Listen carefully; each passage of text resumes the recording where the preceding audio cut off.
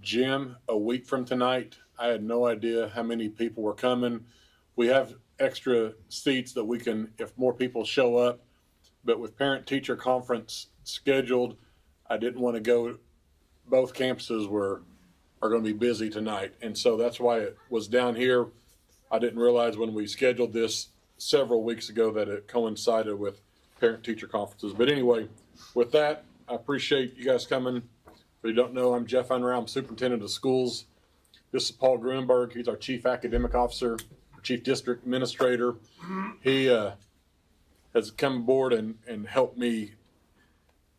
Most of you probably know him. He was a high school principal for 14 years, coached and taught here before that, came back as high school principal, retired a couple years ago, and I was able to convince him to come back.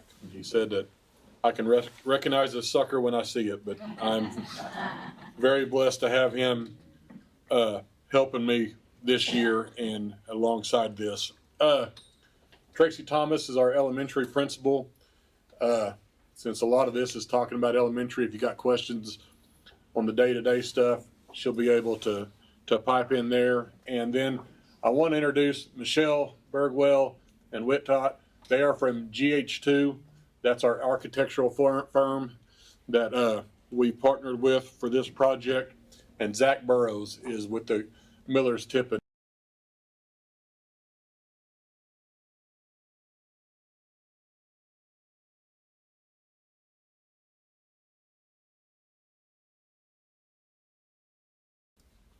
Jordan Smith is our bond advisor. He will be here next week. He is out of town for a conference, and he's apologizes for not being here. He'll watch this, and but he's with Stephen L. Smith out of Jinx, and and then also along the way we've talked with Scott Marsh several times, our county assessor, and he is apologize for not being here. His plan is to be here next Tuesday night. So any questions from the construction management side, from the architect side, can be answered tonight.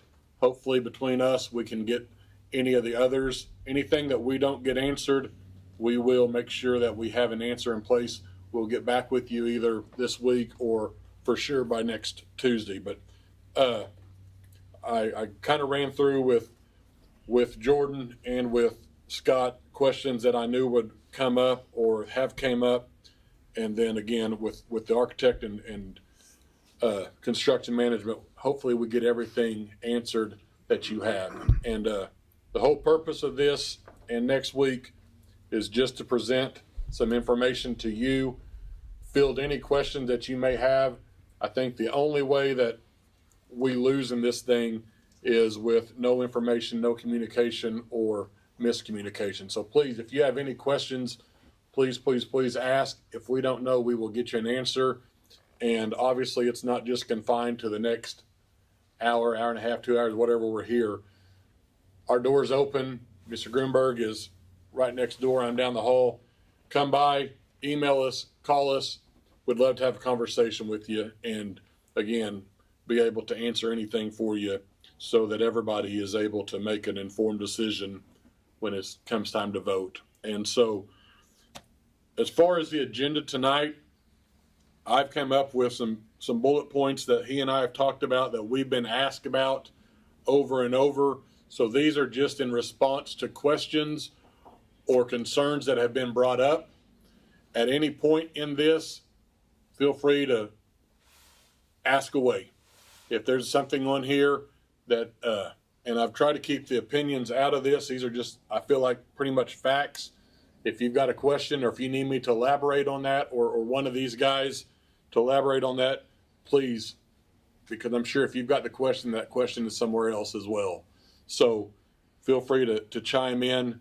And there's really no rhyme or reason as far as the order I go down with these bullet points. But with that, if everybody's all right with that, we'll get started, and I'll just kind of go down that way. And so the first thing is obviously that the vote itself is November 18th. And the only thing I'll add to that is if you vote, you need to double check your location, your polling location. because I'm almost positive if you voted at First Baptist in the past, that has been moved to, I believe, Inola Christian Church, which is the church out across Sinclair on Highway 412. That's the church that Shane Thacker is the pastor at. So I'm unaware of any other locations that have changed, but the one at First Baptist, you will not. And I think this will be the first election that is not held at First Baptist. So even if you voted a few weeks or months ago at First Baptist, it changes, I think, effective November 1st.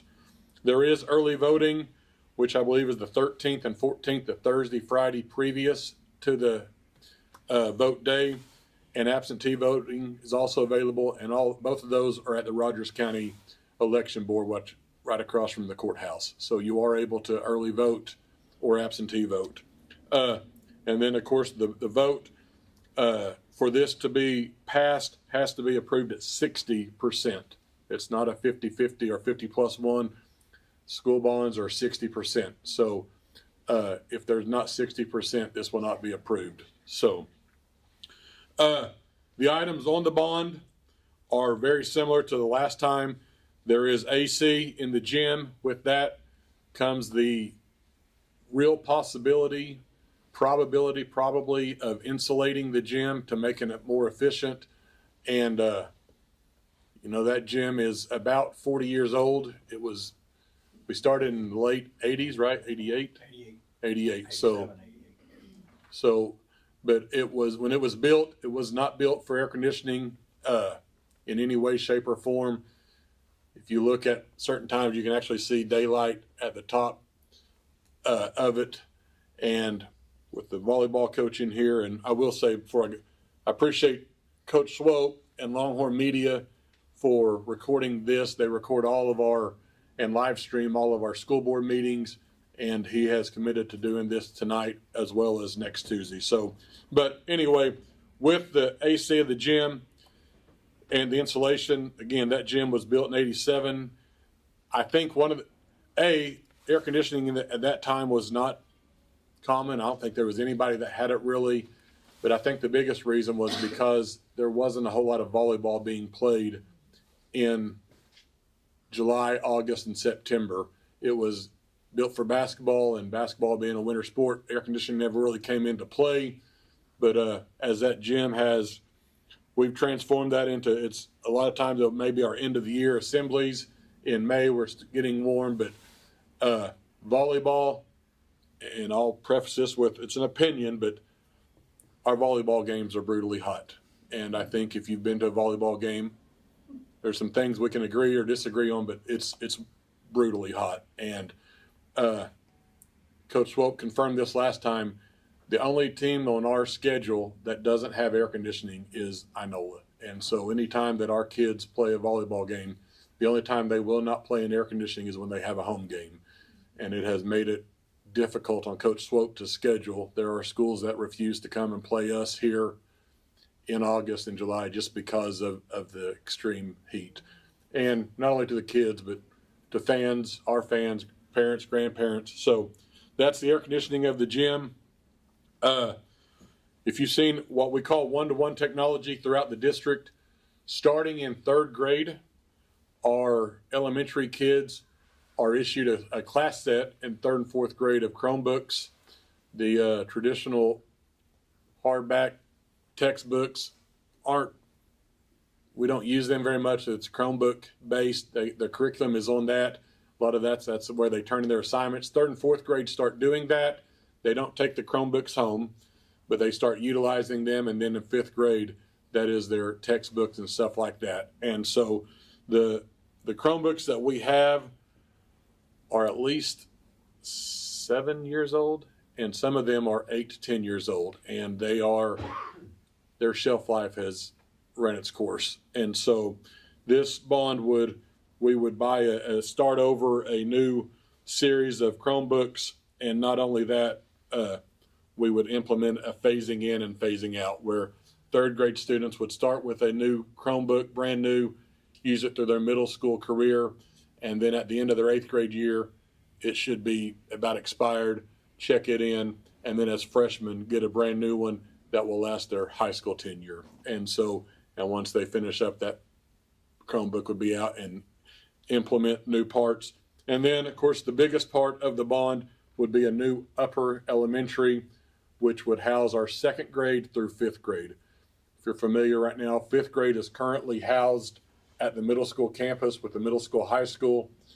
Back in the day, the elementary was, 5th grade was part of the elementary, but due to space and need of classrooms, when we moved them over, that we had more space over there, so we moved them there. It has worked all right, but it is many of our, especially our 5th grade parents, would prefer our 5th graders to be back at the elementary campus as opposed to the middle school, high school campus. Not only would it be more space, would it be more age appropriate, but it would create, without building classrooms on the East campus, it would be able to open up about 8 to 10 classrooms that 5th grade occupy now, not only in gen ed classes, but other classrooms. So even though there wouldn't be a lot of, or any classroom being built over there, there would be space that is freed up for 6th grade through 12th grade. And so we'll get into a little bit more of the specifics, but those are the 3 items: AC, one-to-one technology, and the upper elementary. I've been asked several times, why are we doing the same items on the bond? And to me, the simple answer is the quick answer. This is very, very similar. We had a family in town that, when the last bond failed, they contacted me and wanted to pay for the parking lot. And with Rogers County donating the equipment and the manpower, and this family donating the material, if you've been over to the high school campus, the parking lot is unbelievable. It is really, really nice.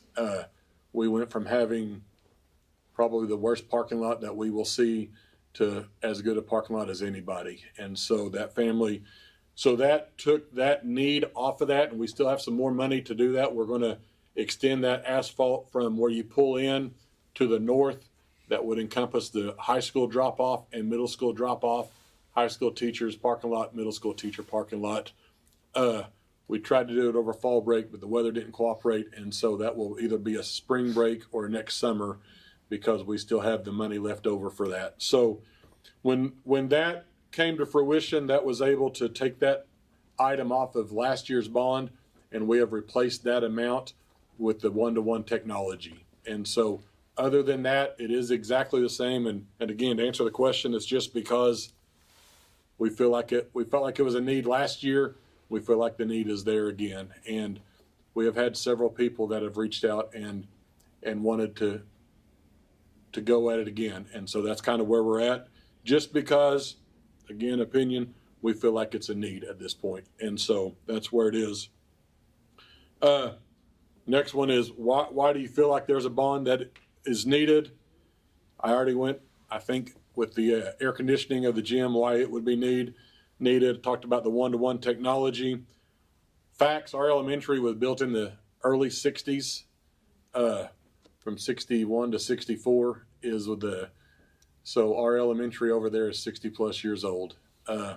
With the age of the building comes its problem in and of itself, obviously, but in addition to it is some of the inefficiencies that it creates, whether it's plumbing and pipes become an issue, electrical issues, wiring issues. Our maintenance, and Clint's here if you have a question about maintenance, but on the air conditioning units, the HVAC units that are over there on the roof this morning, they looked, and there are 14 units, and 12 of the 14 are 1993 or older. And so 12 of the 14 air conditioning units are over 30 years old. And so to say they're on borrowed time is, I feel like, pretty appropriate. And, when those things go out, that's general fund money that is used to replace those. We're obviously not going to not replace those. And so they will be replaced, and that's general fund. And so with the HVAC units, talked about plumbing, electrical, the roofing, on days like today, it's always a constant struggle. We just the roofs are, to have a 60-year-old roof that, or 60 plus, that's been patched and repaired, it's just, I feel like it ran its course. With the addition of classrooms, we are in modular buildings. We have a couple modular classrooms over there currently for the day-to-day, every day. We're out of space. We are, and the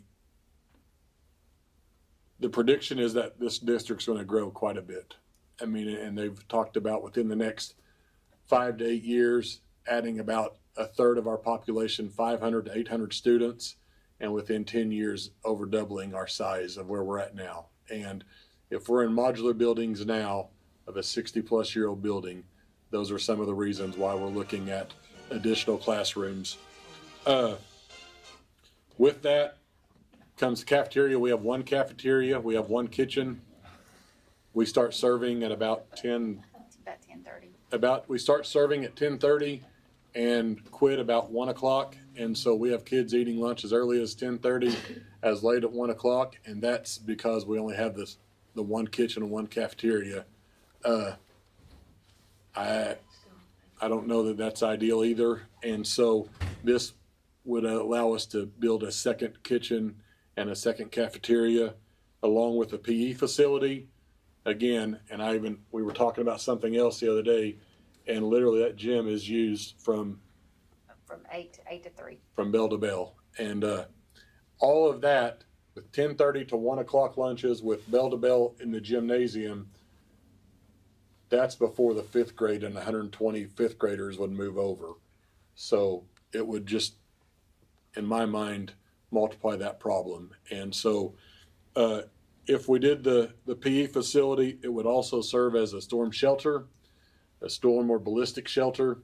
For those of you who may think that's a want as opposed to a need, anytime you have construction in the state of Oklahoma now, you have to build a storm shelter built to FEMA specs. Would you? The ICC 500 is the current code that's been adopted by the state. And so that is a very expensive build.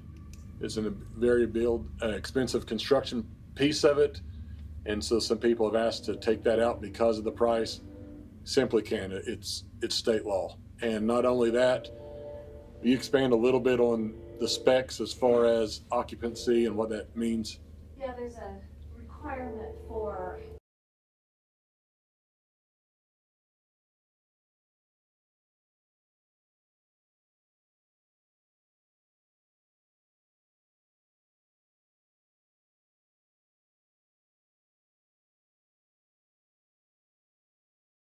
the storm shelter, that there's lots of furniture and stuff, and so they only give us 60% credit towards that square footage that's required for that storm shelter. In a clear span space of a gym, we're finding that we're getting the best bang for your buck in a clear span because we get 85% credited towards the required amount of square footage per occupant. And then they factor in handicap codes, so like 10 square feet is required for a certain handicap, and it's a whole formula. But we're finding with most all of our school partners, we're doing the gym spaces as the storm shelters. So it is a dual purpose, and that's why. And we call it a PE facility. If you think of a gym as bleachers and a big massive, it's not. It's a place that will satisfy the shelter, whether it's storms or ballistic. It satisfies that criteria, and it allows us to, like she said, get bang for our buck. And so some schools use it, double it as classrooms, some double it as cafeterias, but I feel like, and we feel like the best is to double it as the PE facility. And so that would be one of the key parts of it. It would allow for an age-specific media center. If we have pre-K through fifth grade under this new scenario, we'd have 2 media centers. Again, because just the sheer number of kids, but you would have one that is focused on pre-K through first grade, and one media center that is focused on second grade through sixth grade, and so or second grade through fifth grade. Same way with the playground. we would be able to maintain our current playground, but make it more age specific for the littles, and where the new upper elementary would be built would have a playground more age specific for 2nd through 5th grade. And I talked about moving the 5th grade back over and the safety part of it. So I'm already doing a lot of rattling. So please feel free at any of these times to jump in. Any questions at this point? I don't quite understand, what is this, athletic facility gonna be done by? Will there be games in there, or will it be physical education during the school day? Is that what it is?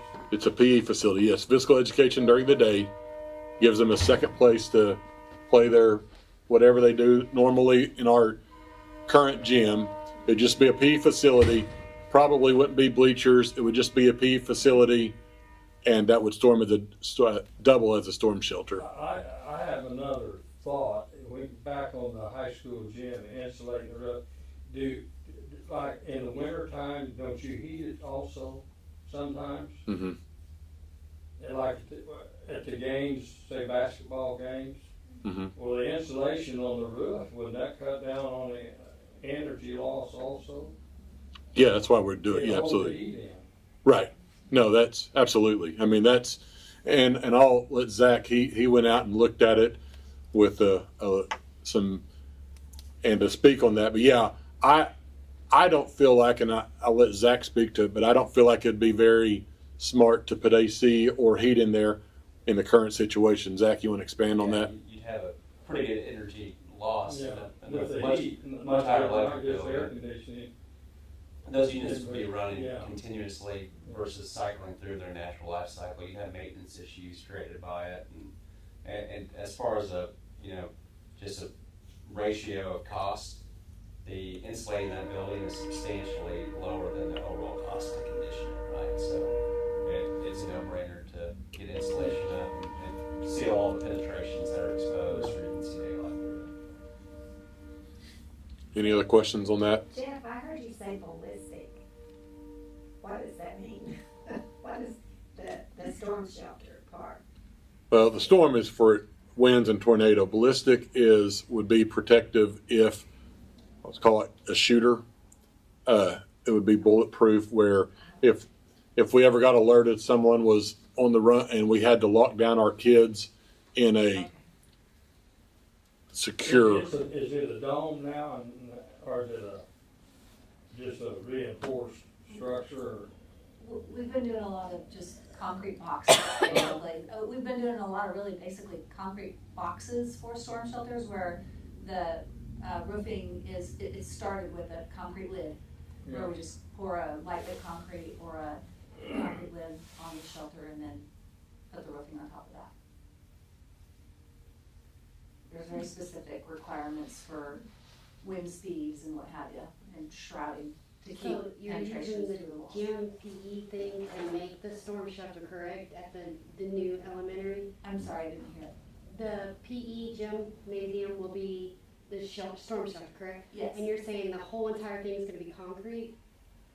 Yes. Yeah, the walls will most likely Like be the an walls from ICF. ground up is all gonna be concrete? The walls are typically concrete block, and then they fill them with concrete, Mhm. the cells. Yeah, that's And what so I'm you asking. have Yeah.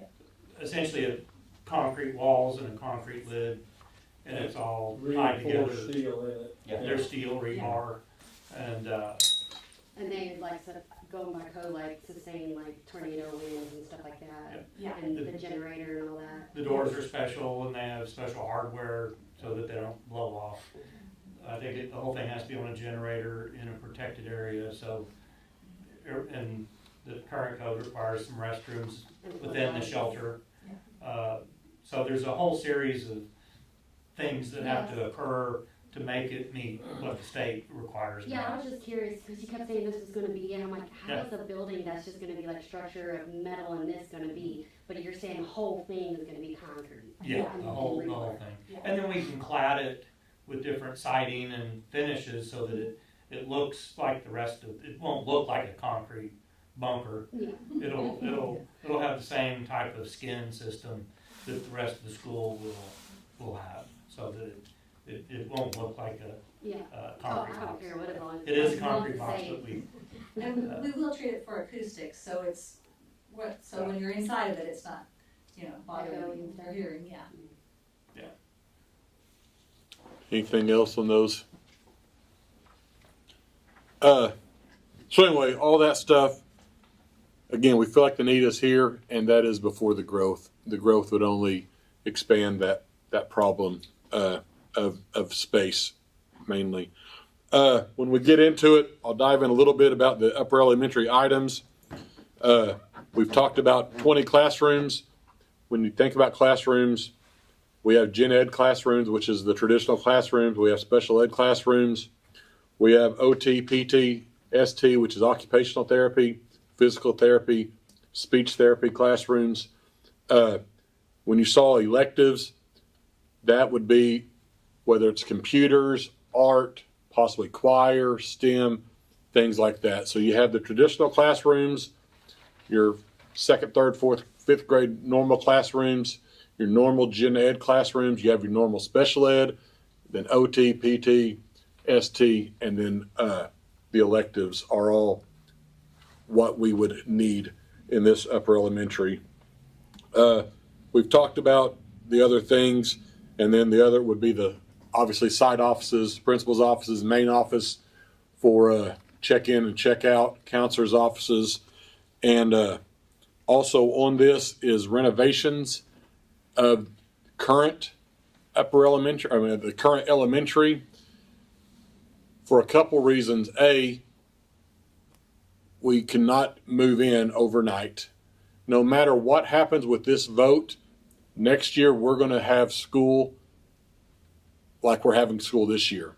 We will not have a new building constructed, obviously, by August. So we're going to be in the same spot. But in the summer, maybe, hopefully the summer following that, we could renovate the current existing elementary to get our, what would be at that point, the lower elementary, do some renovations there. We have what we call the early childhood wing, which I think was built in 04. Does that sound right? 05, somewhere around there. That was currently built. It was previously built for pre-K, kindergarten, and first grade, 4 classrooms each. Well, now we're needing about 5 to 6 classrooms, so it would just become the pre-K and K wing, and then the wing that encompasses the media center currently, to renovate some of those classrooms for the first grade, and then renovate anything and everything else that we could, because space is going to be needed. And so there could be a lot of renovations. Now that's where these guys come in and look at the what we can renovate versus what we can't use, for the future. But there will be school in there next year, and at least in some parts of that, for the foreseeable future. And so those are the renovations. The renovations would almost all be at the elementary, but it is written in there where it gives us some if we needed to renovate restrooms or something at the middle school, high school to get us there. But almost all of the renovations would be focused on at the elementary. And so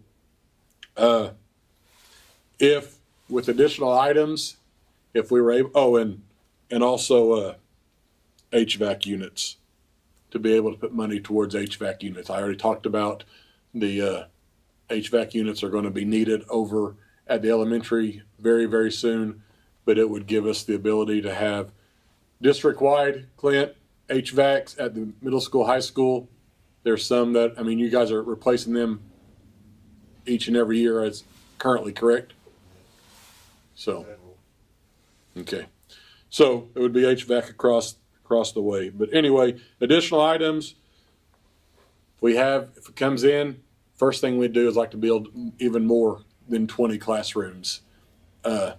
Again, I feel like that need is here, but we are trying to scale down as much, but we could use how many classrooms, Tracy? Oh, All said and done. well, we definitely need the 28, plus we need, we're gonna need 20 more from So- that, probably. So if we had additional money, it would be for additional class, the two things that are listed, additional classrooms, and then, like I said earlier, that second upper elementary playground. Those would be the two additional things. And the reason those additional things are in there, this has been a question that I'll get to in a little bit, but that is why there was some questions that were asked of me about in the proposition or the resolution, it talks about 70% of the money would go towards these projects. That is state law, that's state statute, that the school districts have to account for 70%. The school board, myself, we've accounted for 100% because of those additional things. Everything that will be spent will be on the things that we just talked about. There's nothing hidden in there.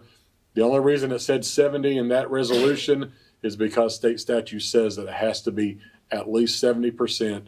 We've accounted for 100% of that.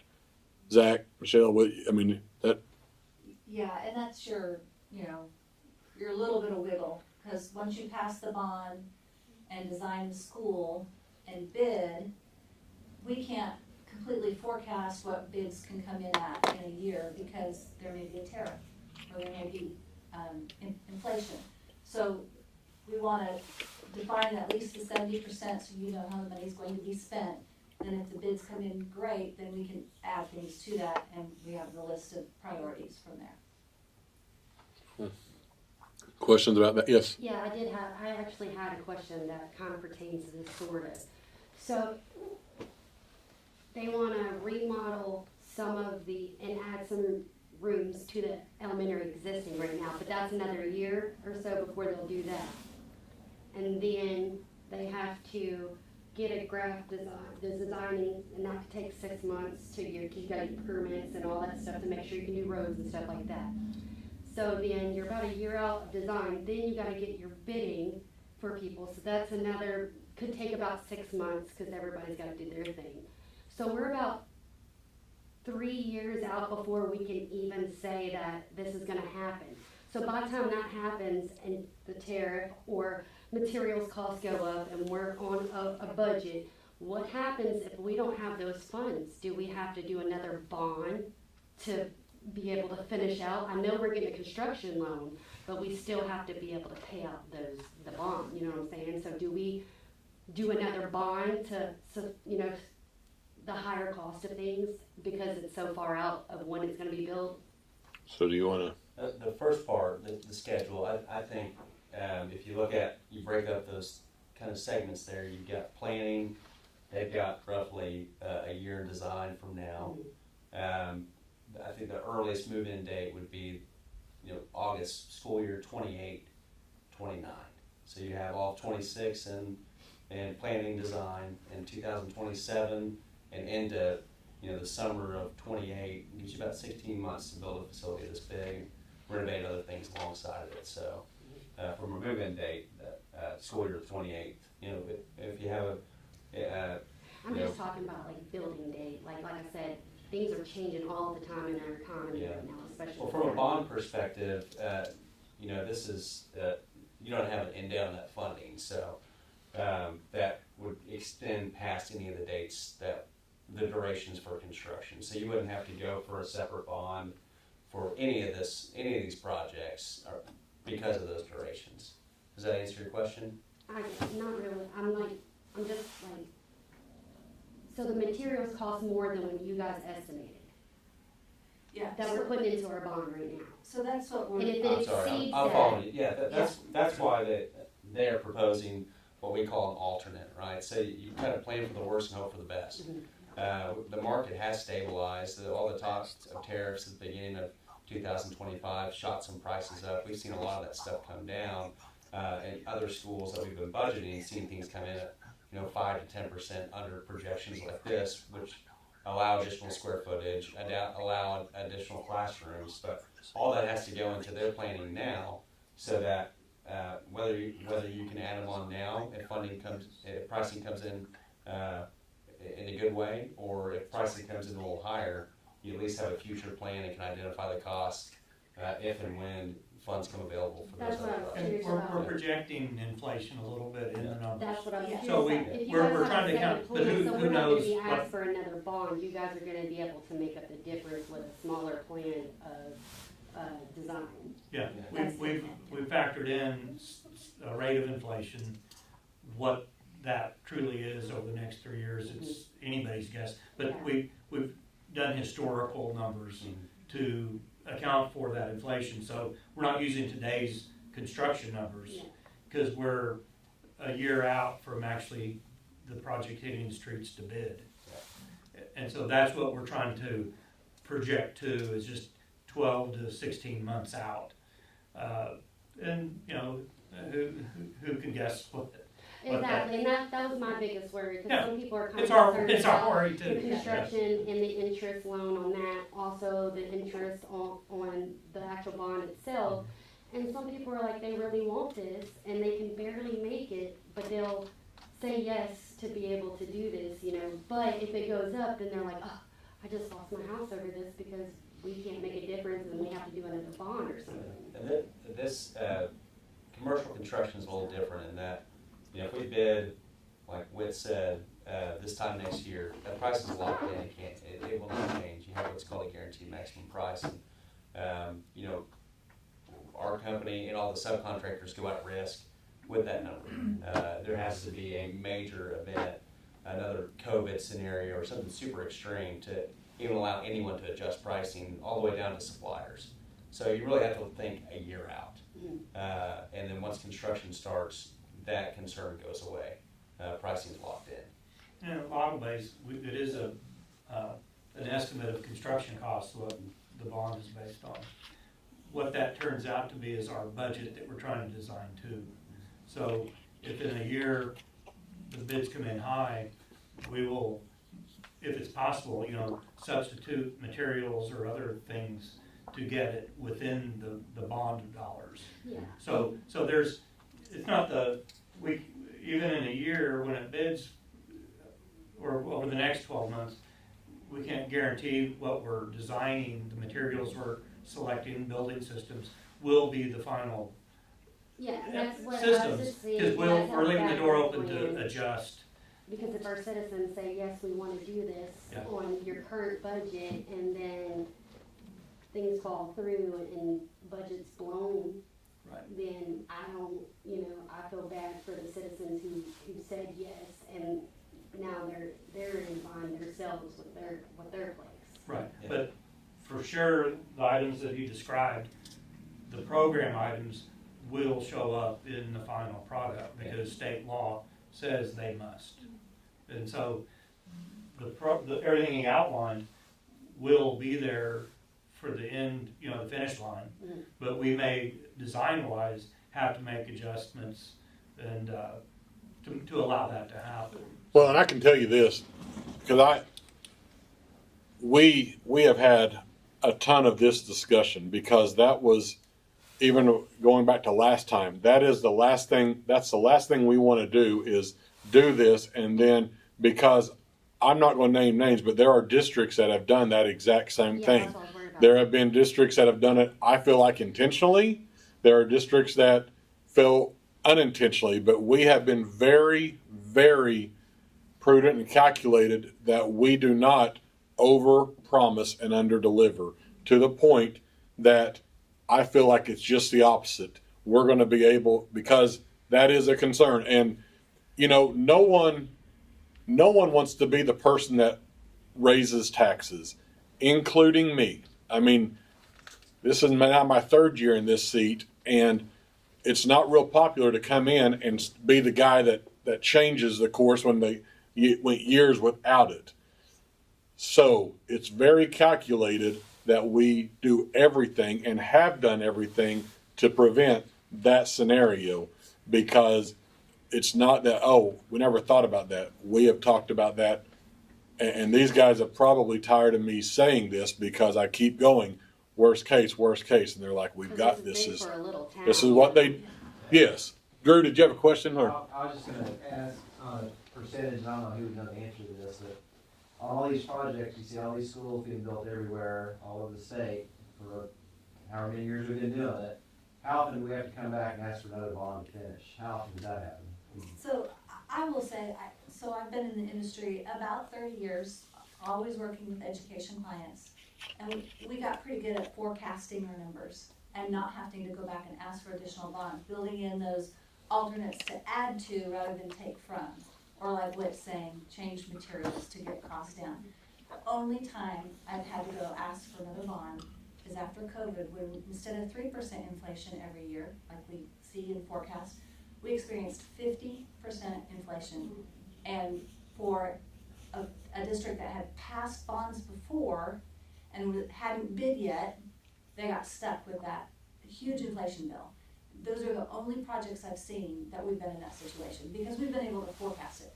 And those bonds were passed years in advance, right? Years prior to the 5 pandemic, years. and then they were being bid after the pandemic, and costs were just crazy.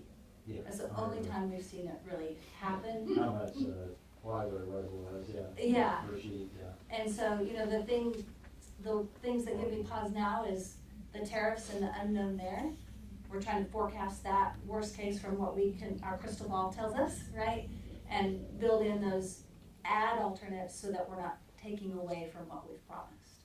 And there is a good chance that we could see some rate cuts between now and the time we, There is. start pulling money too, so that could be an offset. Yeah. Yeah. And that's what we hope to see. Right. But we're not planning for it to be that way, No, just no. so, Yeah. well, you know, we wanna plan worst case so that we don't have to come back and ask for more. Cause it does happen. Mhm. Not with you guys maybe, but other people. You got an A plus. Yeah. We try to be for sure. Yeah. Yes. I do have a question. When you're looking at material, are you really want to source it, local or in the United States, or it's just where the cheapest you can get it? It's really about the material and what is the right material for the learning environment. And then the way our bidding laws are, we try to specify certain products, and then we have to competitively bid it. And that usually favors local folks, because somebody coming from Texas would be paying per diem and everything. But we don't necessarily source to just be local. With the open bidding laws, we can't limit it. There's some little things you can do, but it can't be proprietary. Has to be kind of open.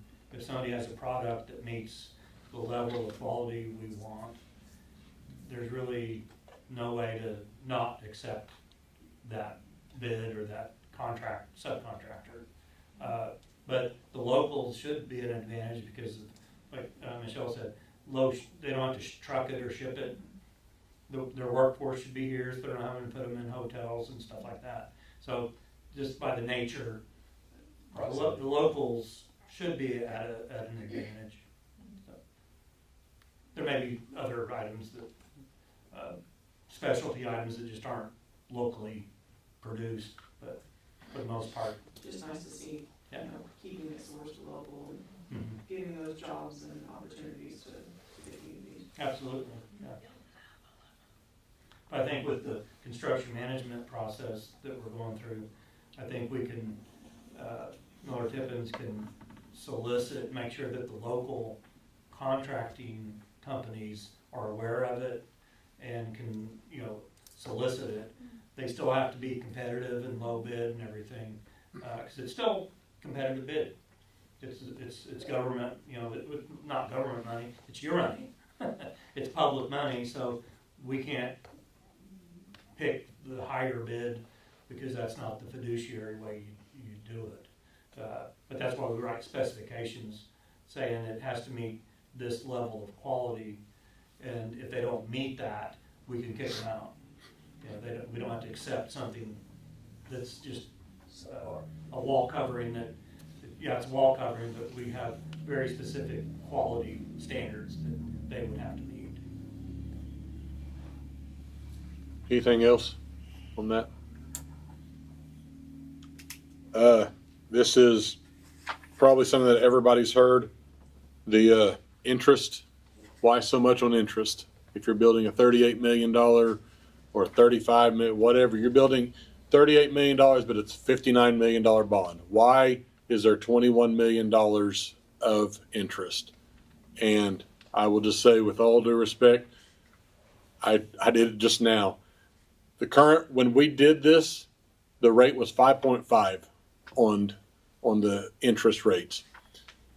$37 million bond for 18 years comes out at $21 million of interest. And that's just at 5.5. Now, I think it was Drew that talks about there, it looks like I'm not going to say expect, but I think there's a scenario out there that the rates drop, and that will be, the more it drops in this case is very, very beneficial. And so, but it is just purely just the rate of interest based on, now there are some things that we can do to help that,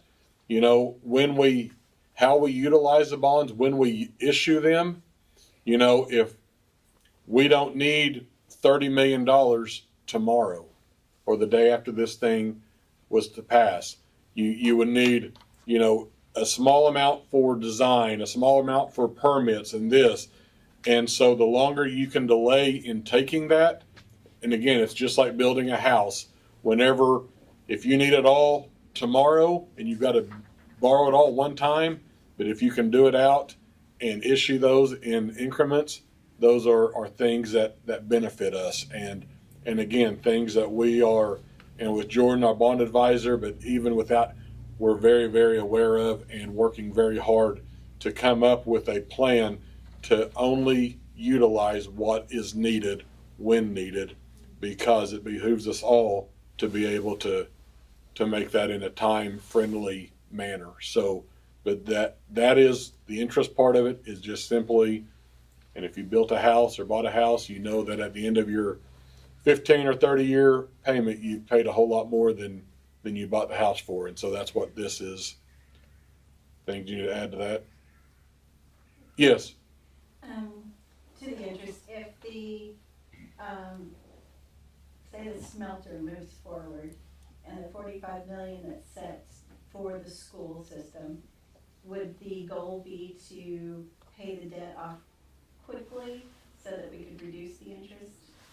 So the quick answer to that is it depends on when I would have my hands on $45 million, because there is a scenario with that in the same sense that if it went in tomorrow, there is the probability, and I'm not sure, this is a city question and all of, I am working under the assumption that I won't have access to that money for 3 to 5 years once it goes through, because of the same thing, paying down the TIF loan and all of that. But, I could come up with, if we are in a good spot, this thing passes and we don't need that money in other places, then absolutely pay it off. If we need phase 2 or phase 3 of this projects, if we come in and the smelter place, if that comes in and we have 600 new students, then not only are we going to need growth in classrooms there, we're going to need classrooms over there. So I can't forecast what the need would be. I would love to be able to pay it off, because the sooner this thing is paid off, that I promise you, the happier you are and the happier I am. But without forecasting what the needs are at other places, that would be the derivative on that part. I was kind of afraid that people would not vote for the bond issue because they think the aluminum plant, only it's all of us still paying it, the 45 million was gonna take the place of us having to do. I've really been afraid that people are gonna think, well, why do this? Because we're gonna get that. That's very, I have that thought all over. And I will say that there's 2 reasons, and I got it down on here. There are 2 reasons why I feel like we don't wait on the TIF money. A, because like I just said, I think it's going to be 3 to 5 years before we have access to that money from when it starts. And I have no idea, how close or far we are to having that 3 to 5 year window start. And so even in the best case scenario, I would say 3 to 5 years from today, if it got passed today, and it's not. So, and just to call a spade, I think it's dangerous to bet on the come. It may not happen. We did that 2 years ago or 3 years ago with the solar panel plant, That- and you see where that got us. I mean, So that. is that a good answer to give people if they? if That's they- my honest answer, is the timing part of it is not there. And until I have it, I don't think it's a discussion, because That's what yeah. Inel got really close to the finish line. It was all over the paper. It was on the national news about blah, blah, blah. And now we are here and hiding our hair that we've heard of them. And so So that could be a good answer. It's got nothing to do with that. I feel like it's a totally independent issue. I truly, Yeah. truly do. Okay. Because I've been afraid people would say that, you know. Well, and again, to those people that do, those same people could have said the same thing about Enel. And again, Enel, there's a lot of factors that have to go through before. And then again, even if it did, what's the timing part for us? Because, opinion alert, we can't wait 3 to 5 years to address this problem. That's my opinion. That's not, but anyway, so, anything else? Yes. I'd like to ask, has this school ever received any tax money from the paper plant? Okay, so we'll go there. Well, No, I just, that's a pretty Yes. simple. If I remember right, so many years after it was finished, they still was getting this big tax break out there. okay. Then we was gonna start, but I just wondered if we're getting any. Okay, so when they came, they had a 10-year TID, a tax incentive district. So they were basically, the first 5 years, we got nothing from them. Okay, years 6 through 10, they don't pay it, but it gets paid through the state manufacturer's rebate, years 6 through 10. I don't care where it comes from, if it comes from them or if it comes from the state manufacturer's rebate. It doesn't matter to me as long as we get it. So to answer your question, we will get it in year 6. When is year 6? 2026, starting next year. So we have not gotten anything to this point. Now, the caveat to that is, if this is the bottle that when the state aid, there's a state aid formula, it's very equitable across the state. It's what all the schools live off on their general fund. It is very equitable based on students and the population and stuff like that. Now, if this is the amount, I know going into the year, this is going to be filled up. What they start with is what you fill up locally with your local ad valorem property tax.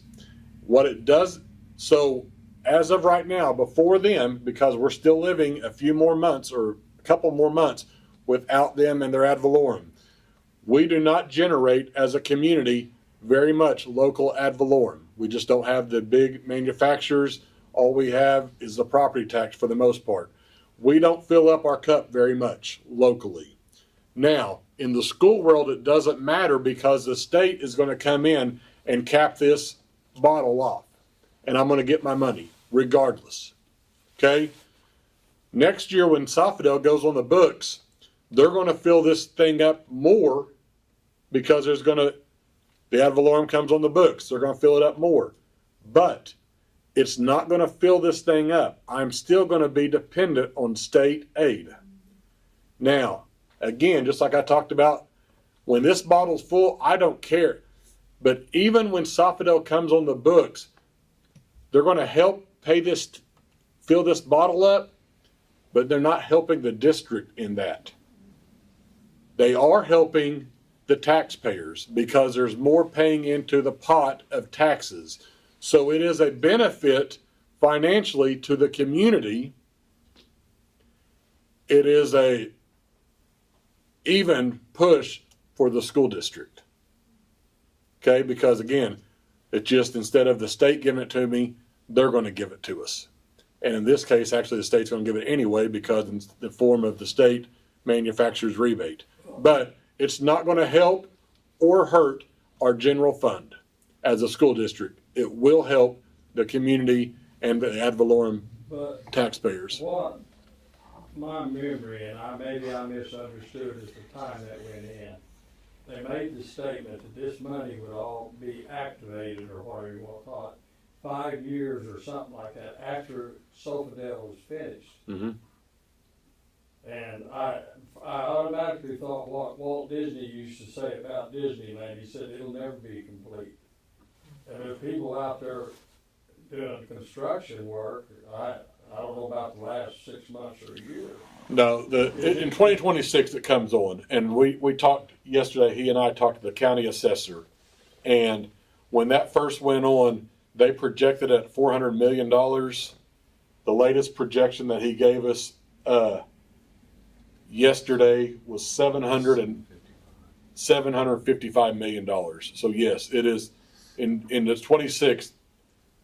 Disney World is complete. Now it may continue to get bigger, but Disney World has happened, and so that 755, and I'll get into that. You get 11% of that for your net assessed valuation. That goes onto our books, and I'll get into that a little bit. But yes, so in 2026, it goes into the pot of money. I just had a question for the construction guy. So when it comes to the interest rates of the construction loan, what are you predicting for the interest? So we don't handle the loan. That's the bonding agency. Oh, well, I thought so the construction loan, you're getting through the bonding, and then it pulls over to them? Yeah, they don't. The bond, I think they're the same thing essentially. So the bond is the loan essentially. Like you look at it like a mortgage, right? Yeah. That's how a public entity can get funding. It's through a I bond guess program. So it the would be interest rate, then, what they predicted at, right? Right. I mean, the projection is 5.5 as what they have when we said? when we started. Oh. Now, bond advisors they're just like me. They're going to live in the worst case, and they're going to go by what it is that day. They will not project it up or down. To Drew's point, we can kind of project what it looks like, and I can make a scenario where I could say it's going to be 4.5. I can't put that. I'm not going to. All I'm dealing with, last time we did projections of worst case. We're not going there. We're dealing with cases of today. To that point, Scott Marsh yesterday told us our net assessed valuation as of today is $83 million, that it would go up. His exact words were, that is a very conservative number. There is a much better chance that that number benefits us rather than hurts us, but we're not betting on the come. That is where he said it was today, yesterday, even though his words were conservative. So if it passes, then if it passes, does that, whatever they have rate then in there, that's what the rate's gonna be? Does it lock it in, or that's not how it works? You might wanna talk about the bank bidding process. Yeah. So Yeah, I'm go ahead. not the financial person, but once the bond passes, That's what I'm curious. there's a process that the financial advisor has to go through with the attorney general and the election board and everything. And then they issue that, selling those bonds out for bid, just like we issue out construction to bid. And the banks bid on that, and basically whoever has the lowest interest rate wins. And they have to make a upfront in-kind payment. There's all sorts of like So details it's to not, it. so it'll get locked in once they find Once they the bid. right loan lending person to buy the bond? Yes. Okay. Yeah, it gets locked in when they place those bids. That's why I was just curious. I didn't know what the step was, if it was like right when you pass it, or if it's. And when to you- that point, when Jordan's here next week, he'll be able to expand on that. So, but yes, I mean that. So Phil, and if you, or I can, any questions that we have, I can email him tonight and he can give me an answer. But that's the short version of it. I just didn't know what Yeah. the process was. I didn't know if it locked in there or locked in somewhere Right. else. Now, they'll have a board meeting, and then they'll open up those sealed bids. We have sealed bids, And then correct. They'll award it to whoever had the cheapest, whichever bank had the lowest bid. And just kind of like his construction bid, I hope to goodness we have 150 envelopes that day to go through. I mean, the more you have, the better chance. So absolutely. Other questions on that part? Talked about the several variables that could lower the price, whether it's the material, the labor, interest rates. net assessed valuation. We talked about the proceeds. We have the 100% of it. I want to get into sinking fund versus building fund versus general fund. There are three funds that schools operate on, and I have a real pretty color-coded chart here, and I can give this to anybody that wants. If you'll stay 5 minutes afterwards or leave me your email, I'll shoot it to you if you're interested. What this is this breaks those three categories down: general fund, building fund, sinking fund. The general fund and the building fund are almost identical. They're going to be within a point of everybody. There are three categories here. The green is the Rogers County schools. Every school in Rogers County sans Justice Highwall, because they are a dependent school, only go through 8th grade. So I did not include them. Every other Rogers County school is in green. The yellow is every school district that is within a 30-mile radius of the town of Inola. Whether they're bigger, smaller, they're in yellow, 30-mile radius. This beige part, these schools are schools that are outside the county, outside the 30-mile radius, but that we are compared to all the time, whether it's in athletics, whether it's in extracurricular. They're very similar in size. They're similar in population, socioeconomic, all those things. So I broke these things down. The county average for the sinking fund, the county average is 19.92. County average. The schools within 30 miles outside of the county average is 26.6. The other five schools, which are Veneta, Bristow, Manford, Jay, and Kansas, those schools are 22.22. You take all 37 of those schools, the average is 24.73 millage rates. Inola's millage rate at the time that I got all these numbers from other schools, county average 1992, all of them is 24.73. Inola's millage is 11.74. Those are just facts. 11.74. Out of the 37 schools, there are only two schools that are less than us, and that is Holbert and OK. This ranges all the way up to there's a school district that has a 48.33 millage rate. We're at 11.74. Why that matters? It matters to us a great deal because that is the amount of money that we're able to bond and get from bonds and do construction with. And so just keep in mind, school bonds can only be used for capital projects. They cannot be used for consumable items, for day-to-day operations, for salaries, for benefits. It's basically capital projects. Yes, sir. So the computers that you spoke about earlier, is that a capital expense? If you purchase them the way we can, it can be a one-time purchase, yes. Because it is part for equipping the school for the Chromebooks. But it's a fairly short-lived and a terminal program. Do what now? It's short-lived, but if you're talking about a 5-year period before they obsolete, the obsolescence is a lot faster than a building, for instance, or a Right. parking lot or anything Right. like that. So I find that hard to believe it's a capital expense. Okay, and I understand, so.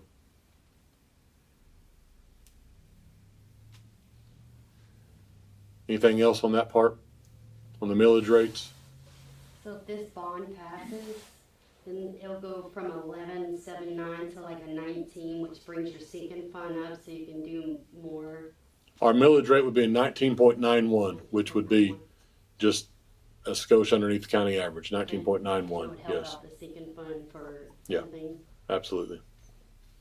Well, the sinking fund is just devoted to the bond, right? Correct. Sing fund is, yes. No mixing and No. helping out of the things. Mi- no. No, it doesn't, no, but it's opportunities for other things is what I'm saying. Well, it goes to, the sinking fund goes to pay off the bond Yeah. debt that if this bond passes, then you're agreeing as a community to pay off this debt? I'm thinking general. Huh? I think I'm thinking of the general fund, General is what day to day, day-to-day yes. stuff, yeah. Anything else? But yes, that's the projection is 19.91. I didn't remember, did the math, I was like, it'd bring it way up there, pretty good. So, in 2003, our millage rate was 29. And over the years, it has went from 2003, 29 to currently 11.74. So with that in mind, our net assessed valuation, that same time frame in 2003, our net assessed valuation was 20.5 million.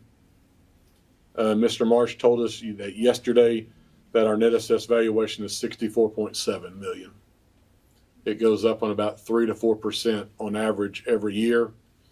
But next year, if we're at 65 million today, and when Sofidel goes on the books at $83 million, our net assessed valuation will go somewhere from 63 million to about 150 to 160 million. And so that is a significant jump. We've never jumped more than a couple $1 million year to year on the net assessed valuation. But in this case, we would go from about 65 to somewhere between 150 and 160, which again is significant. And that's why, even though almost everything stayed the same from the last proposal, that's why the tax increase, the rate increase is significantly less because of the net assessed valuation and the money that would generate. And so, and just to say this, it was going to happen whether we passed it last January or now. It's whenever those hit the books that the net assessed valuation. So we had that forecasted, but again, that 20% last year was if Sofidel got blown away and wasn't here whenever to come on the books. And now we're, about 60 days away from that happening. A millage rate, if you guys don't know, a mill in the old days, apparently, 10 mills equal to 1 penny. So for every $1 a mill, that's $1,000 to the property tax. And that's what, when you hear millage. So when you're talking about 11.74, that's $11.74 out of 1,000, as opposed to this average of 24.73, which would be $24.73 out of $1,000 property tax. And 10's the lowest that you guys have figured for the, 10 is the lowest realistic, not even going to say lowest, 10 is the realistic based on numbers, so you don't over, I do it. so don't overpromise. Mhm. Okay. If I projected, that's my opinion, but anyway.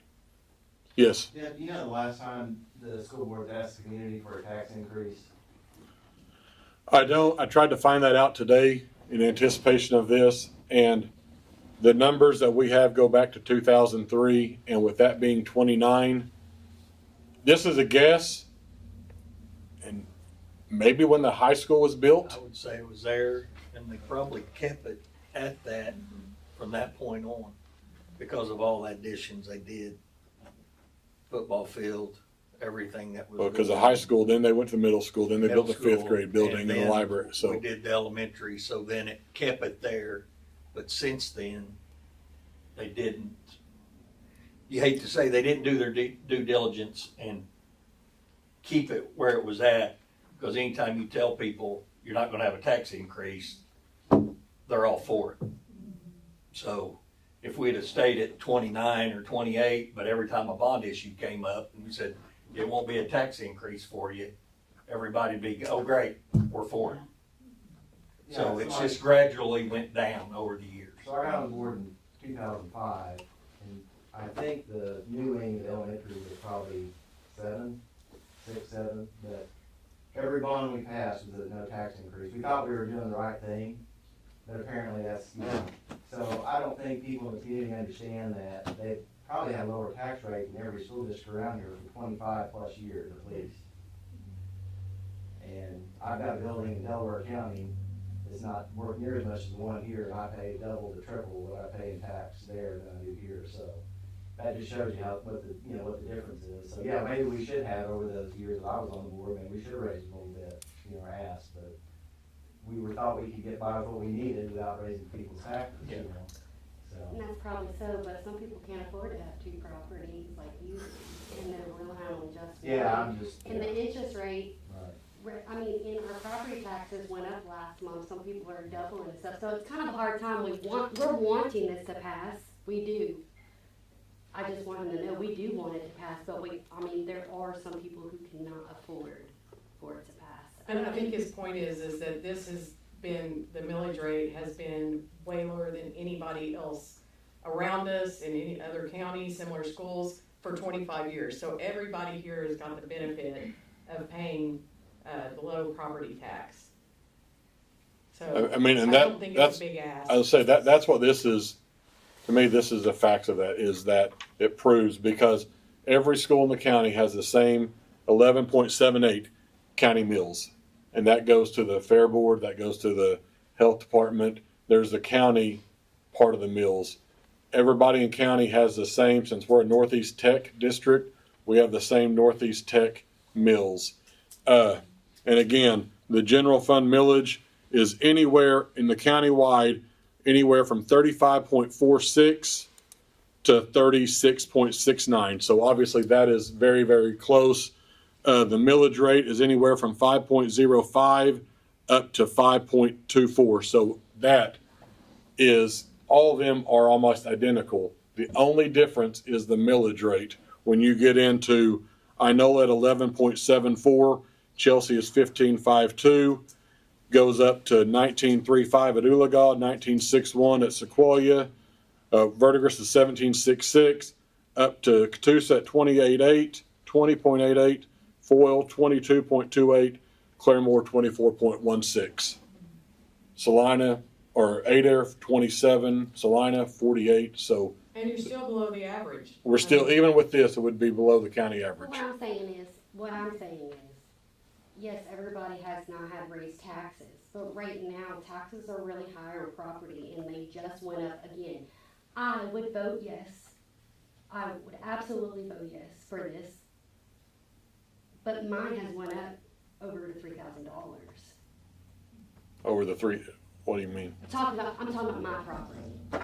And I can only imagine everybody else's property going up right now, because they just assessed it our stuff in September. You talking about it went up 3%? No. I'm talking about my property. Right, your property, your It's tax mine. rate when it was 3% increase, is that right? Yeah, we paid $2,300 a year. You paid 2,300 last year, and now you're I'm paying, assuming, I'm not 100%, but I know that it was around that. I just know I brought 2 checks.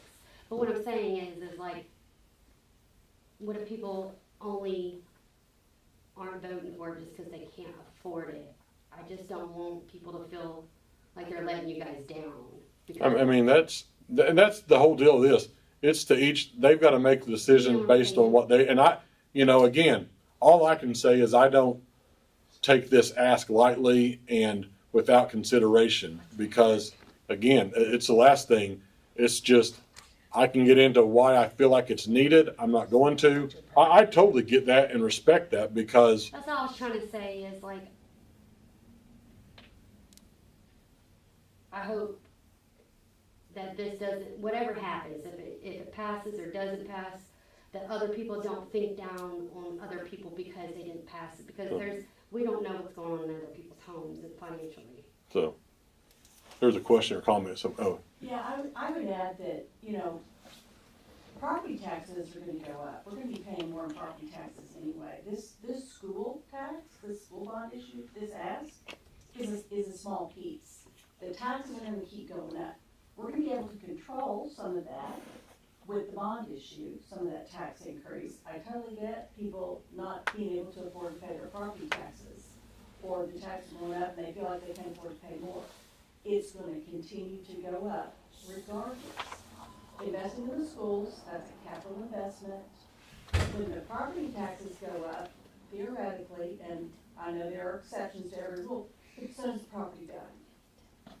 So, I mean, there's a lot of give and take, but we can't just really focus just on, we don't want people to really focus on just the property tax going up because of the school bond issue. It's not just that, it's everything related to this community. It's an investment. It's a capital investment when we approve bond issues for something like this. Yes. I would just like to point out, to this comment, I have been concerned that the community will be paying twice.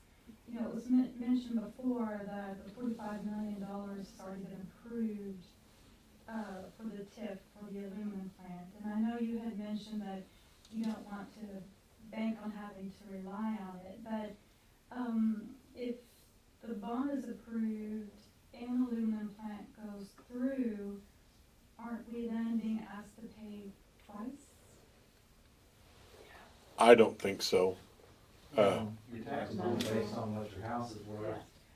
So, But we'll be paying the TIF tax. you're not paying for the aluminum plant, that's the state. And that's a memorandum of understanding, it may not even go in. It's a 50-50 That's right. deal. The TIF was approved, but that doesn't mean that it's planned. So Yeah. there's still a lot of planning that has to be done, studies that have to be done. I mean, it's several years out. Right, but if it did pass and it went through, and I know the time frame they've been talking about is pretty quick, like 2026 through 2029. So the school bond would be one way we're having to pay, and then the TIF has a lot of the $45 million for the school, and I don't know, maybe it's paid the same way or different, but, and now we got 59 plus 45 million that potentially someday we're all paying for, one way or the other. I mean, I'm not gonna, cause I don't see that, but again, that's just but I will also say that I believe if and when this gets done, that this is phase one, if all that comes to fruition, I believe that we will need a phase two and a phase three, because whether it's the early childhood or expansion at the middle school, high school stuff. And so I believe that there is a need for phase two based on if there's any growth. And so, but as far as, and maybe the bond advisor could expand on that, or even the city with the TIF, but to me, this gets the millage up to 19.91. I don't see the millage being increased because of the aluminum plant. Yeah, And so- it doesn't have to be through millage. I don't know how the TIF works, but I see that we're paying somehow, however that is, we'd be paying twice.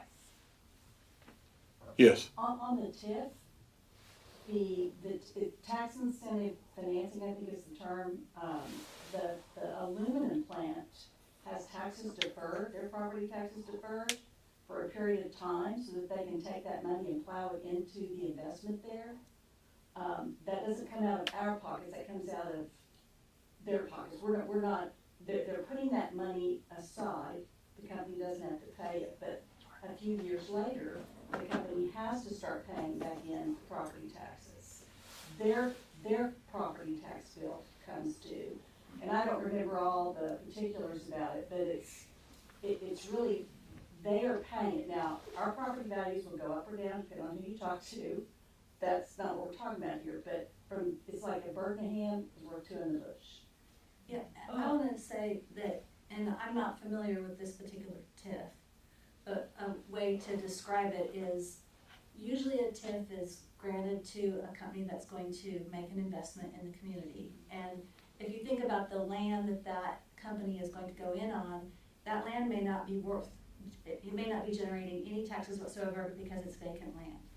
So the community votes to say, okay, defer their taxes for a certain length of time, let them use that deferred tax money to build the infrastructure, the roads, the sewer, bringing the gas and water to it. Let them use that money that they would be paying for taxes and the value of their company that they're building to build the infrastructure, and then after so many years, then they'll start paying those taxes, and then that goes into the millage and the ad valorem. So it's really just deferring taxes for that aluminum plant, but it's not costing, and then taxes will be generated from that property, because now there's a building there that's worth something, so now taxes will go into the ad valorem. So my understanding of the tip is that we would be paying that it was like $500 million up front, and 45 of that would go to the school. The community would be paying for that up front as, I don't know, a bond or a loan or whatever, and then over the next, I don't know, it was like 15 years, then they would start paying that back. But until that 15-year time period, or whatever it was, we have to pay the bill until that money comes in. So, I was involved in construction for fairly large residential properties.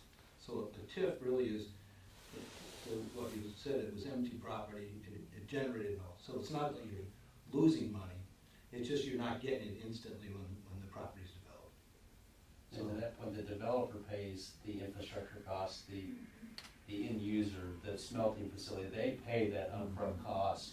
Yeah, they're paying for the infrastructure, they're paying for, it's not like it's coming out of taxes or anything. They're saying, I'm gonna build this building, I'm gonna employ this many people, and it's gonna cost me $200 million. So instead of me paying taxes on a $200 million investment, instantly, you're gonna allow me to live out the first 5 years or 10 years, whatever the TIF terms are, of not paying any taxes. So the property wasn't giving me any money, and it wasn't, and it wouldn't unless somebody came along and did that. So it's a delayed, it's really a delay in revenue. It's not a, You're not losing anything. you know, you're not losing anything. But the thing is, 7 years Property out. taxes are property taxes, right? I mean, Yeah. they're, But if it's property taxes, right? Yeah, but property taxes that you're not getting right now because that property's not But developed. I mean. They establish a base value, and the base value of the land, right, before it's built. That's You're not allowing how it works. you're allowing the entity to use the money they would be paying in taxes. So it's like the 89 million that they're supposed to get is actually a credit that they're not paying. They're not It's a delay in paying into the tax charge. So if you built a home, you say, my home cost me $500,000. We said, well, we really want you to build that house. But, because right now it's empty vacant land.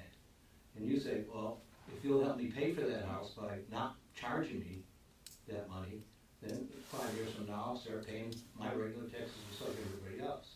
It's a good deal for you, and it's a good deal for everybody else, because it brings another taxpaying unit Well, where online. does the TIF money come from then?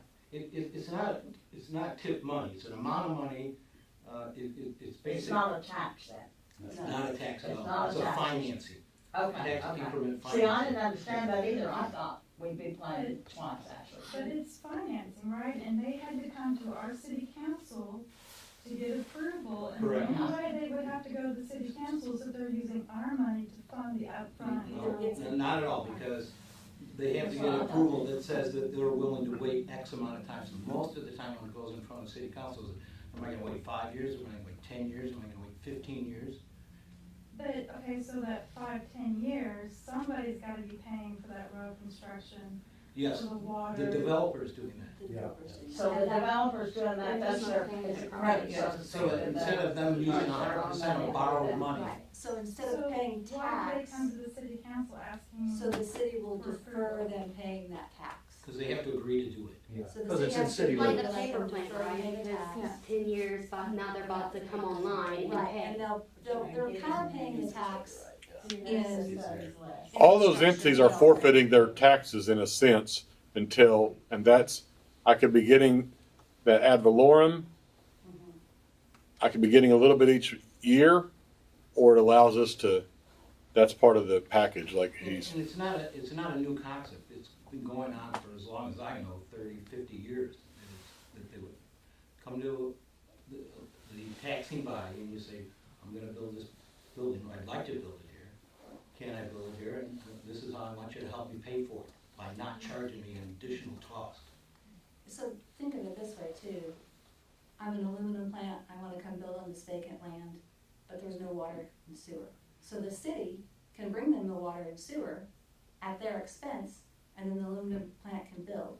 Or if the city says, we don't have that money in our coffers, but we really want them here, boy, when they're done building, they're gonna be worth this much and it's gonna be this much taxes, so we'll defer that tax for you the first 5 years, 10 years, if you'll put that infrastructure in, if you'll bring the water sewer there yourself and pay for it, we won't tax you until you're 5, you're 10, and so it's no money out of the city's pocket, it's money out of the developer's pocket, but he's gaining too. The city in a way is paying for it because they're not getting taxes yet, but they wouldn't get that tax if that aluminum plant wasn't there. And the Okay, city so owns we the- would not be paying the 45 million. So we would only have to pay one. Okay, see, I'm like you, I thought we would too. For the next meeting, if you don't. Good to know, that's good to know. Correct me if I'm wrong here. I'm like you, I'm a homeowner here in town. I know that if this passes, I'm gonna pay X amount more on my taxes. But if that aluminum plant goes in, not only am I not gonna pay like what you were thinking there, it's gonna dilute my portion of the tax that's owed for this bond. And that means that when that big company comes in and that tax hits the rolls and comes into the city or the community, it's actually gonna make my tax amount for this bond go down. But that would be like 15 years from Yes, now. it will, but, But the increase is a maximum, right, yeah. so. I think the real issue more is- businesses we have coming The in, homeless, I'll we put pay up on as this. homeowners. I think the real issue is, in any taxing body, is the millage can stay the same, but the assessed value of your home historically goes up, right? Historically goes up. Unfortunately, you can't spend that, it's not cash in your pocket, unless you go borrow against it, which then totally undermines the whole process of investing in property, plus you're living there. So, millage rates coming up, everything goes up. I've owned homes for 50 years, and it's always goes up. It's just, how much is it gonna go? What is the stress point where it's, I can't afford to live here? And so that's gonna help the school down the road because we can do a higher. I just came out of Florida, and I was there for just 10 years. My property taxes went up triple in 10 years. My homeowner's insurance doubled. So it became a cash flow issue. My house didn't change. I mean, I kept it up nice and everything, but everything keeps going up, and it's just a fact of life, unfortunately. My son keeps telling me, Dad, gas will never be 25 cents a gallon. And it won't. And I said, I understand that, it won't. And taxes will never go down. So, Just by inflation, everything. Actually, they have in Oklahoma, they went down over the last 10, 15 years. It's hard for people to believe, but it's yeah, true. okay, so the 45 million, and I'm gonna try to, this is how it worked on a tip that I was involved with. The 45 million to the school is, okay, the aluminum plant's gonna build on this property. And if he builds on this property, there'll be property tax generated from that. Well, if the city defers that property tax, that can, in essence, hurt the school because they're not getting their ad valorem from that. And the aluminum plant's going to bring kids, right? So, and that's, ad valorem is what schools build capital improvements with. That's how they bond, right? And so what that TIF has been arranged to do is not hurt the schools, that if that aluminum plant happens, the taxes will be deferred so they can build the infrastructure, but a certain portion of that, the forecast of the 45 million, they'll go ahead and give that to the school. For them to then start to build schools. For those kids that are coming with that aluminum plant. And it's not a guarantee that the school would get any money, because they do not have to give the school any money. No, It depends on how the TIF is structured. Well, Well, Structured. typically, I mean, Yeah, But here's the deal. So, I mean, that, Impact fees, you're not talking about. well, that's just usually like the TIFs in the state, they started to say, well, how does this development impact the schools? Oh, it's gonna bring kids, okay, so what are you gonna give the schools to do it? And it's all done in the agreement of the TIF. It is. But to- That's the way it's set up. But to Wendy's point, if the city council wanted to be tough about it, they can pass it without our approval. I mean, That's what the Well, bond. the TIF. And on that point, Sophdale is gonna come in whether the town wanted it or not, and the smelter's gonna come in whether the town wants it or not. They'll just do their own thing, leave the town out of it, and the town won't get anything, I promise you. They don't get two, you know what's about Inola as far as, No, you they know, don't. needing us. They don't need us. Neither one of them do, so. You're That's a right, fact. you're right about that, the city of Tulsa's gonna run that. I made a statement here not a month ago that wait till the city of Tulsa takes over that port out there, and somebody It is. that's in state politics that they've already have. We're not gonna, this little town, I mean, I love Inola, I've lived here 45 years, almost 49. And, but They're gonna destroy it. Tulsa wants this. And they can't take Broken Arrow, they can't take Wassa because they're too big of cities now. This is the only area they grow and they want it. I grew up in East Tulsa too. It's the only place I've ever lived, East Tulsa and here. But there's no border of Huh? Tulsa, there's no border that's come to Inola and Tulsa, is there? Well, at one time, we were gonna get, where Sophdale is, they was gonna build a nuclear power plant there. And, one night, the city of Coweta, on the other side of Broken Arrow, they annexed Black Fox, and they found out they couldn't do it, cause we had a ring, around it. And they even changed the law, what, that ring was like 25 feet, belonged to the city of Inola, on both sides, it was rural areas, county, and they changed the state law. They changed, I think it was 15 feet, and they changed it to 25. So, and then I know when I annexed some more. But we're not. Tulsa's gonna run the city. You know, we'll have our little government here, but it won't amount to anything. Tulsa's gonna run this area.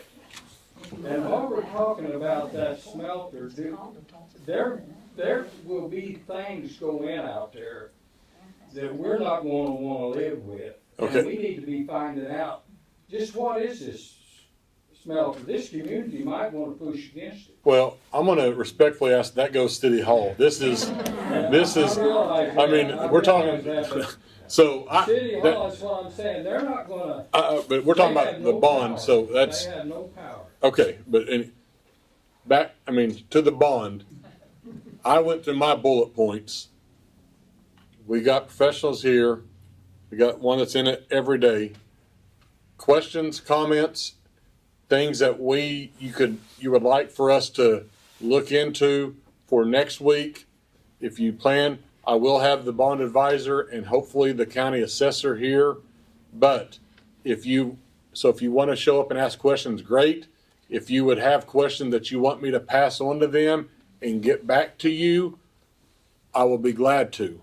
But now, I mean, I appreciate the opportunity to rattle off my list and go through there. But again, questions for these guys, questions for us, things that I didn't touch on that you thought or you want to talk related to the school bond. Yes. Is there a preliminary scope of work for the $6.5 million renovations?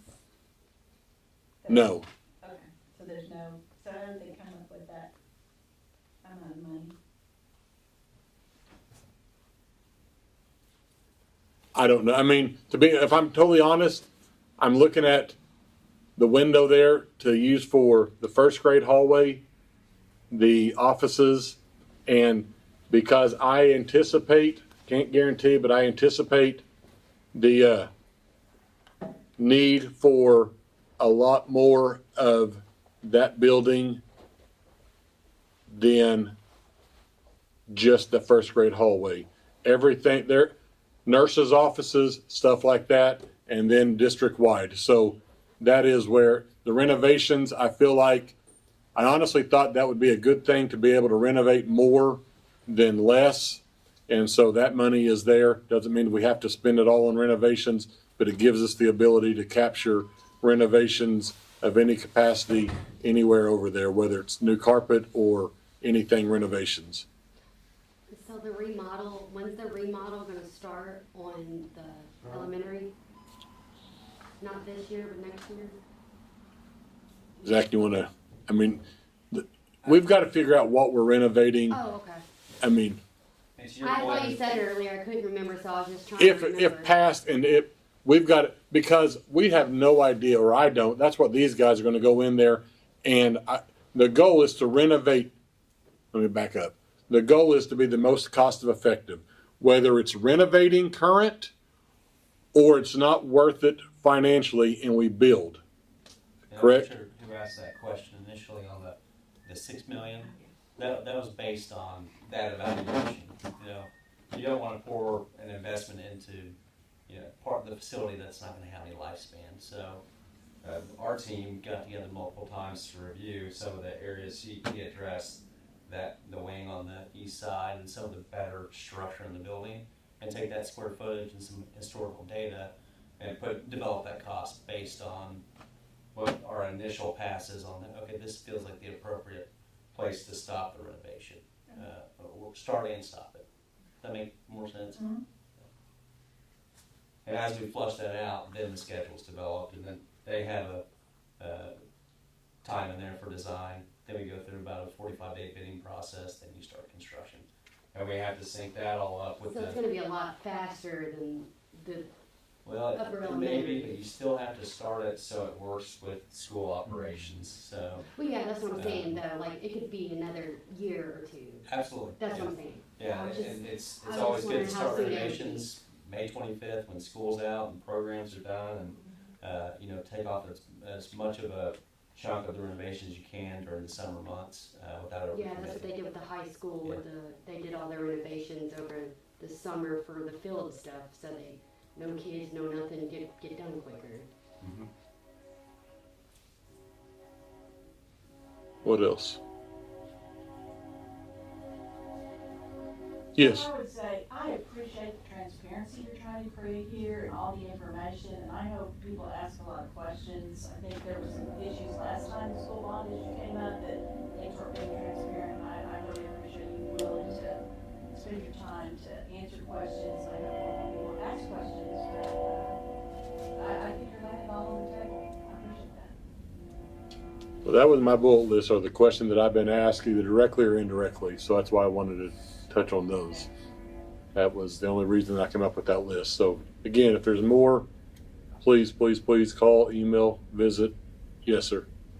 Jeff, I didn't mean to sound like that I'm against this. I know that the community is gonna grow, and I know you're gonna need more classrooms.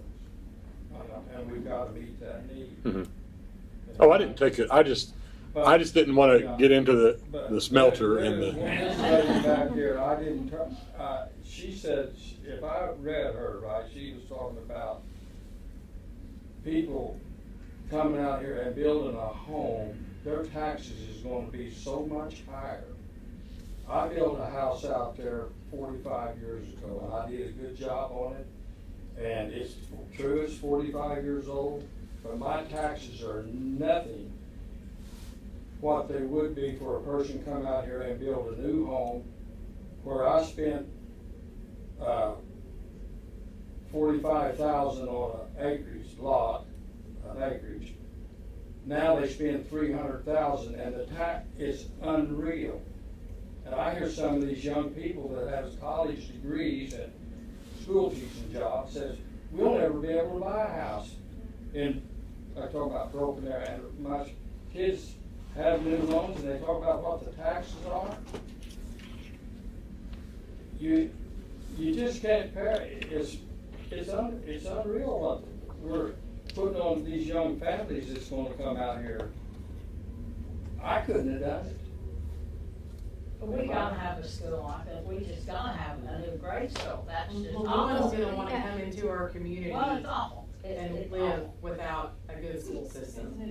And what happens if they don't pass, I've asked Wendy this and I didn't really understand. What if it never passes? What do you do? The school's gonna fall down. I mean, really, it's bad, isn't it? I mean, in my not so humble opinion, yes. I mean, Uh, so we gotta do something. People have just gotta suck it up and do it, you know, you just gotta do it. I know, you know, I mean. Well, and this is a week that we've had buckets I was there. all over this building. I hope it pours rain next Tuesday night. I'm hoping it does, yeah. You know, and our awning that connects the building to the portables, it's gone. I mean, it's gone, and just wind and wear. And Clint, we had to call him today and say we've got to do something because our babies just to come to lunch are getting wet. I mean, there's nothing we can do. I have no place to move them inside. I have no place to move them inside. That's the only option. So it's what's happening over there. I mean, it's good, and it's only going to get worse because You had some examples for us, Jeff. 15%. If you pay this much, this is how much it will increase. If you want to mention that, I don't have it in front of me, but So if you, for every $1,000 of your property tax, if it goes up 10%, $100, you divide that by 12, you're talking about, I think it was $8.74 a month is what it would be if you're $1,000 property tax. And so you can base it off of that.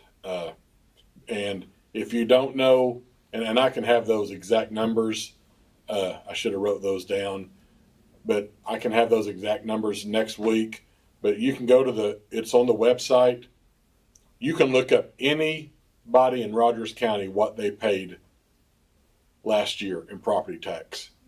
And you move the decimal over one spot, and that's what you're going to increase it. And so it is very, very public information.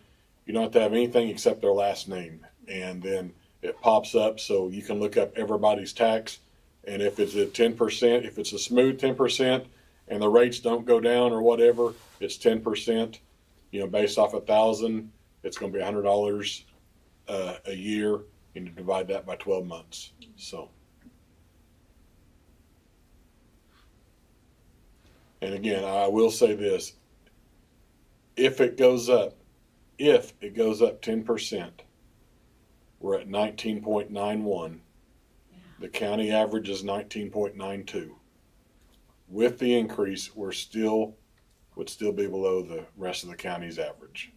And so those are the facts. And so I would sit there, and again, in an opinion, I, as superintendent, feel like it's my job, our job, to equip our kids with something nice. And I have a problem with other districts being able to walk into a brand new elementary. The facts are, when we hired her, she was getting ready to walk into a brand new elementary at a neighboring district, brand new, $68, $70 million elementary. And we were fortunate enough to come, and instead of $68 million, to come to a 60-year-old building. And so, but I feel like our kids deserve what other kids across the county and across the state. And again, this is opinion, this isn't, but that's what, when you ask me what we're going to do, Miss Inger, we're going to have school. We're going to do what we can. But to me, I feel like it's an investment. I really, really do. And to your point, I understand the potential strain. I understand the magnitude that this has on people, and I don't take it lightly. The school board does not take it lightly. I promise you, these 5 that sit up with me don't sleep at night either, because of, community members, school board, understand the fact. Kids in here, grandkids, nieces, nephews, they have the whole thing. And so it is a responsibility that a lot of weight comes with it, but I promise you it's considered, and it's a very respectful ask. On the 2 main things I feel was, Do what? I'm sorry. I just wish we could have focused on 2 main things for for the bond, where the new upper elementary and the AC. That's really what you guys want for right now to make the bond smaller. I just felt like, So to get rid of talking about the Chromebooks? well, yeah, and like a little, like, and how much is in there for just like, I don't know, you said something about maintenance or something? Well, it's renovations to the current building that is 60 years old that needs At to the be, elementary. yes. Yeah, I'm talking about for the high school and the middle school stuff. But he said majority of it will go to the elementary. If there is another need that's at the middle school or high school, that is a dire need that needs to be done for those students and to accommodate any other influx of students coming in for the middle school and high school, it can go there, but majority of it is gonna go. But it's still a need. Right now? But majority of it is going to that elementary. Right now, next year, or the year after. It's a need right now, next year, or the year after. Well, I'm gonna say there's a need because unfortunately, we're replacing HVAC units all the time. I mean, over there, we're talking about nearly a 40-year-old high school. And so, yeah, there are renovation needs anywhere and everywhere. I mean, I haven't even talked about this building. This building was built in 1941. Fourth grade. Mr. Cunningham. Miss Shear, first grade. Grady asked me, we've only been here a year. She asked me, she goes, did this used to be a school? I said, I think so, I'm not sure. Yeah, I it's don't the elementary, know. yeah. We've only been here I a just year. think we gotta do it. This was my third grade classroom where I'm sitting. Yeah, I told her I wasn't for sure. I said, Oh, it was, "It absolutely. did set up like one, but I'm not sure." So. All of us that went here, that elementary school currently that we're still teaching our children in, we were either in elementary there or middle school or high school. I mean, And it was built as a high school. I mean, you keep yeah, that in mind it's, too. I mean, That's it's when y'all were going down. forever. And, I have an 11-year-old now who went all through elementary there, and he deserved better for his structure. Trent and I and Drew, we were the second class to graduate in the new. And they're old. So we're older. And when we were in school, we were told, the next step is to build an elementary. And I graduated in '98. We've been told for 25 more years, an elementary is the next step. It's just going in, I just think it's a have to, you just have to. People have to do this, Thank you for coming out. Well, we don't do something, I mean, we're approaching a crisis Well, it's time. It is time, it was time probably 7 years ago. Yeah, but I mean, our taxes are still gonna be lower than anybody else's. So do it, we gotta do it. That's it. Let me get one thing straight. We only have one cafeteria for grade kindergarten through, or first grade through 12. We only have one cooking area. We have one for the pre-K through fourth grade. We have one at the elementary, is what we said. Well, then you got one at the high school, right? Right. And one at the middle school. At one time, did you cook them at just one place, so, and then they haul food to the other? Am I thinking? That was before my time. And that's been, I mean, That's when they used Had- to cook it. Yeah, they used to walk over here to my grandson. That's before my time. Well, everybody. So we got two kitchens now, and we need to. we have one, and one. Each building has one. Oh, they do? Yeah. Middle school has a kitchen cafeteria, high school has a kitchen cafeteria, elementary has a kitchen cafeteria. Yeah. And So, now we're wanting to know. I mean, just- okay, well, I'll be here as long as you want. Got any questions, comments? Again, we're here. Call us, email us, stop by. Next Tuesday at 6 o'clock. Rain. Well, huh? Right. Pray. It'll either be in the gym or the library, one of those two places, depending on what Ms. Thomas has going in with those things. So, appreciate everybody coming out. And At the place Fine. in question, that's where it's gonna